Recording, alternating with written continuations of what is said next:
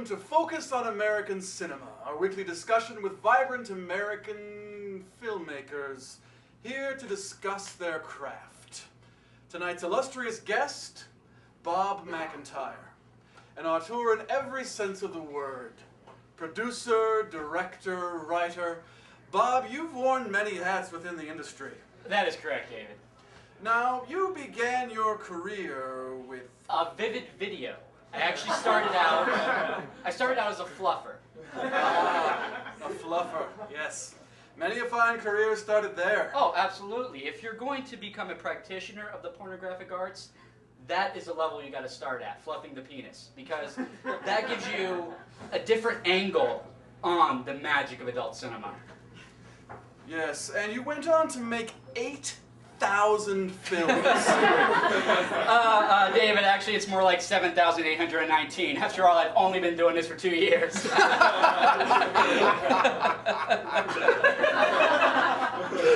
Well, let's talk about some of your memorable work. Absolutely. Beginning at the beginning, you were hired to replace the director of Naughty Night Nurses. Is that correct? That is correct, yes. That was great because it was one of the first opportunities I ever had to be more hands-on than when I was a fluffer. Really? All right, less hands-on in a literal sense, more hands-on in the figurative sense. Ah, I see. Actually, Naughty Night Nurses was a story that was really close to me. It was the touching tale of a woman who was able to save men's lives by giving them blowjobs. A direct attack on the current healthcare crisis. Yes, absolutely, absolutely. And it was also the first time I got to work with a true master of the craft, Melissa Mellons. She was a talent like you would not believe. I mean, she was able to get into the character and really understand the character. She was a method actor, so she did a lot of research for the role. In fact, she actually got a job at a nursing home where she gave life-giving fellatio to the elderly. And you would go on to work with Miss Mellons on over 200 films. Yes, yes. No one could take semen to the face like her. Your last film with Miss Mellons, Come Dumpsters in Heat. You made quite a stir with that one. It was. There was a lot of controversy with that one because I like to really delve into the controversial issues. For example, in this one, we were dealing with the myth of the feminist ideal. Yes, which was evident in your triple-sided dildo lesbian scene. Yes. Yes, the triple-sided dildo represented male oppression. And really, I think a lot of people were surprised that a man would take on a subject like that and do it so passionately and with such a tender ear for what was going on. I love to do that. I like to take the difficult issues. For example, when I dealt with racism in White Hunter Black Cock, or anti-Semitism in Jewish Double Penetration number 21. Yes, a true classic. Now, let's talk about the final orgy scene in your masterpiece, the sound of the men working on the chain gang bang. Yes.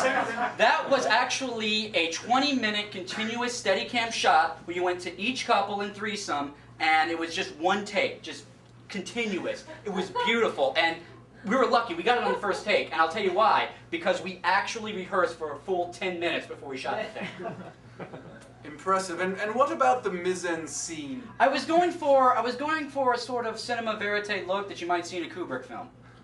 Yes, and this was also the film where you introduced a new sexual technique that took the nation by storm. You know it as the Mexican apartment. Yes. That's where a woman takes 16 dicks at the same time.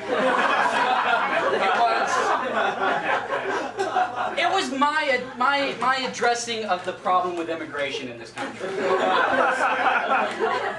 As well as the environment. Many people thought that film addressed your thoughts on the plight of the polar bear. A little bit. I think I dealt with that more in Dirty Anal Slut 64. Yes, Dirty Anal Slut 64, an award winner. Yes, we did win Best Film that year, and I'll tell you what, it was a memorable experience because Al Gore himself gave me the award, and you know, he was just coming off of his big epic film he made about poor blowjob technique and inconvenient tooth. Yes, I'm sure it was. Finally, Are there any other projects we should be keeping an eye out for? Absolutely, absolutely. Right now I'm working on the sequel to Ass Bandits 45. Okay, and can you give us a preview of the title? Ass Bandits 46. Excellent. Also, I'm doing a collaboration with Rock Hard on a little film we call Take This Job and Shove It Up Her Pussy. And then my personal labor of love, a gigantic World War II epic that I call Schindler's Fist. Excellent. And when are these expected to be released? Well, let's see. I start shooting them tomorrow, so tomorrow night. Excellent. I'm personally looking forward to all of them. Thank you. Thank you. And thank you for joining us. Please join us next week when we talk with homosexual filmmaker Randy Rim. And we discuss his newest film, his study on the current war on terror, Guantanamo Boner Bay.